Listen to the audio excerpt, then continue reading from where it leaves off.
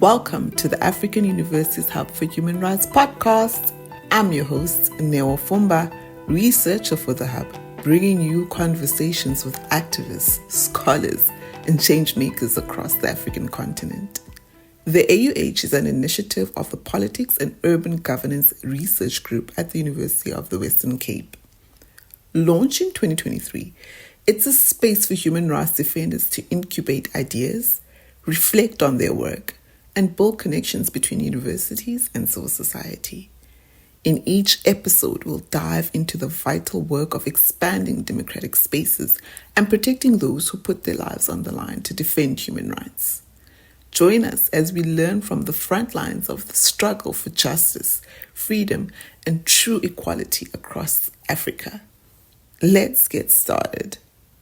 If you missed our first one, we could go back. Just a quick recap. We had the beautiful Gloria Kimani, who was speaking on the impeachment of the Deputy President of Kenya. If you missed that episode, please check it out because that was quite interesting. Today, we have our second fellow, who is Godwin from Uganda. I'll just hand it over to him to introduce himself. Godwin, over to you. Hi, Neo. My name is Godwin Toko. I work with an organization called Agora that is into human rights defending, especially with angles of political accountability, promoting of human rights, and democracy generally. Yes. So we know that in Uganda, the Ugandan Law Society had elections, which happened on the 28th, and it was then settled that they had Isaac, forgive me for the pronunciation, you'll help me, Semakade was elected as president? Yeah, that's okay. Yes, so we'll be speaking about that. Can you just give me like a brief rundown of what the Ugandan Law Society is about and how did they come to electing a new president? Yeah, so the Ugandan Law Society is an association of Ugandan lawyers. By law, every Ugandan lawyer, an advocate, is supposed to be a member of the society, and they renew their subscription annually. So they have an annual general assembly where a new president is always elected. And that has gone on for the time that the organization, the society has existed, since the 50s. Yeah, so it's been that periodic election of a new president. Sometimes they end up serving 2 terms, which is normally the norm, that they serve 2 terms of a year each. So yes, they organize these elections periodically, and they're a very pivotal aspect of the governance in Uganda, because you're talking of an association of every lawyer in the country, whether working for government or privately. And they also have the legal aid project that helps human rights defenders. They put out statements so many times. They've called for protests in defense of independence of the judiciary. Yeah, so that's the organization we're talking about. And tell us, what makes the recent Yoles elections so unique? So there were 3 candidates who ran for the election. So I'm going to consideration of the presidency. There are about 5 elected leaders altogether, but let's stick with the presidency. Yeah. So there were 3. There was there was Kenneth Chipalu, Isaac Ankunda, and then Isaac Semakade. So Isaac Semakade is the candidate that eventually won, but the thing about it is that he ran on a non-conformist platform. His slogan was basically bang the table. So he's saying bang the table. He was saying no decorum. He was saying things like no gulag. And he was saying basically that the Ugandan judicial system. Sorry, what is that? What you just said, no gulag? No gulag. So you know the gulags in Soviet Union? Okay. They were imprisonment system where they would hold people, political prisoners. So he was saying that there should be no more of that. So, but in a figurative way. So for long, Uganda has what many have described as a dictatorship, where the state is basically in control over everything. And you know, under dictatorships, there's a lot of violations of the law, and rule of law ceases to be a priority. So what Isaac was saying basically is that the system that is in Uganda today is a colonial legal system that sustains not just the dictatorship that is in power, but can help any other dictatorship come and flourish. So we're saying, let's overturn this. We've done what you're telling us to do, which is respecting decorum, which is respecting seniority and all these things for a long time. Now it's time to do business unusual. So basically we're saying, let's bang the table, let's get the system overturned. And then, so you ran under demilitarization, decolonization, such slogans for his election. There were quite a number of slogans. He had so many, but yeah, the main was, of course, bang the table. It's interesting. Like, when we have oppositions going against current leaders in Africa, we always see that it turns violent. It's never that our leaders want to bow out gracefully. They always want to, cling on to power. So it's always great when we see, people standing up against our leaders and telling them, you've had your time. You didn't do what you were supposed to do. Now it's time for someone else to take over, As we continue our discussion, what does the election of Isaac mean in the grander scheme of things for Ugandan political discourse? So the first thing is that, unfortunately, the Ugandan Society position as a president is a very, very small position. It's 1 year, renewable for another year. That's just a short period of time.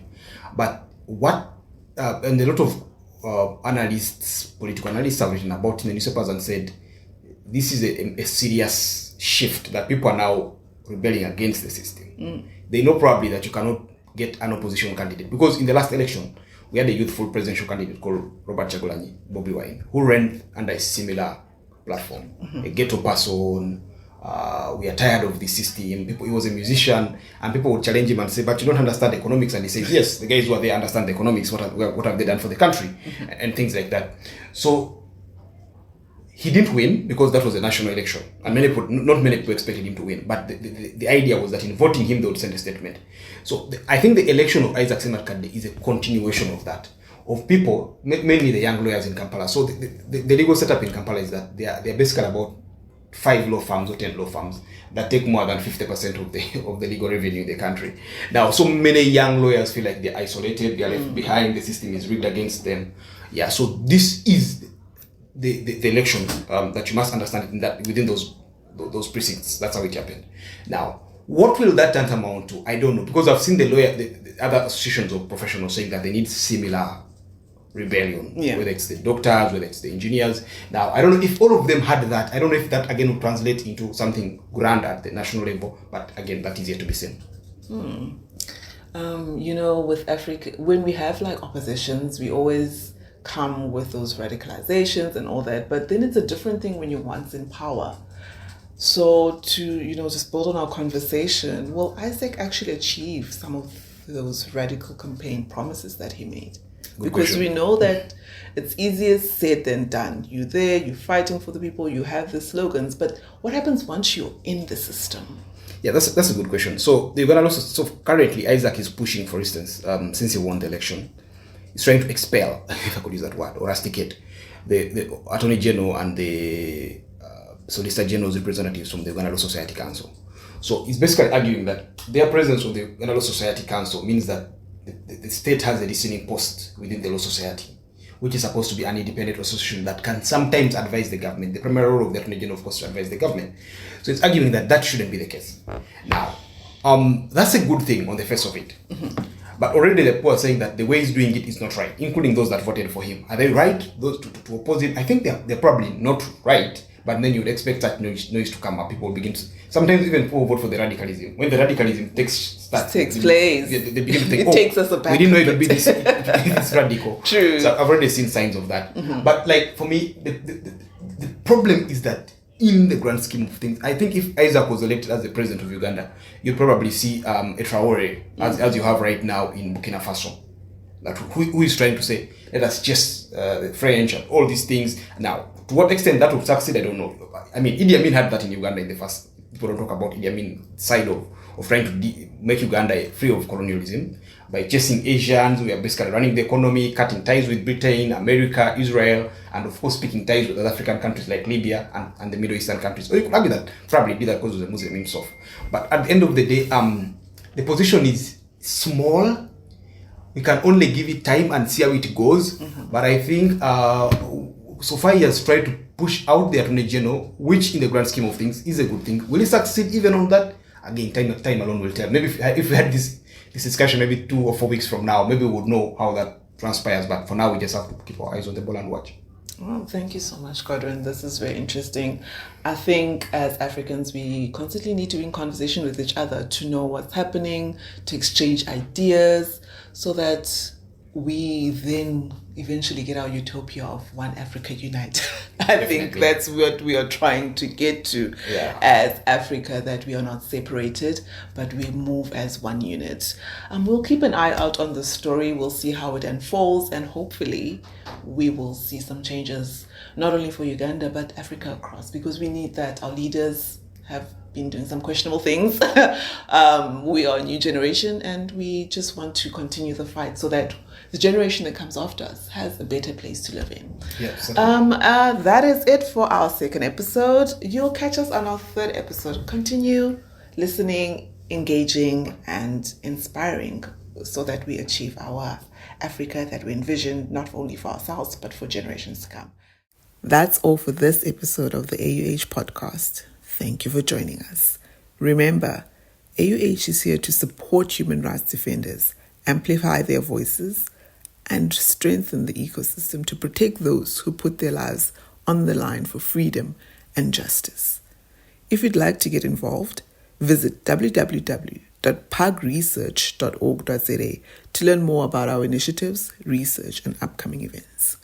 Until next time, keep up the fight. This is Neo signing off.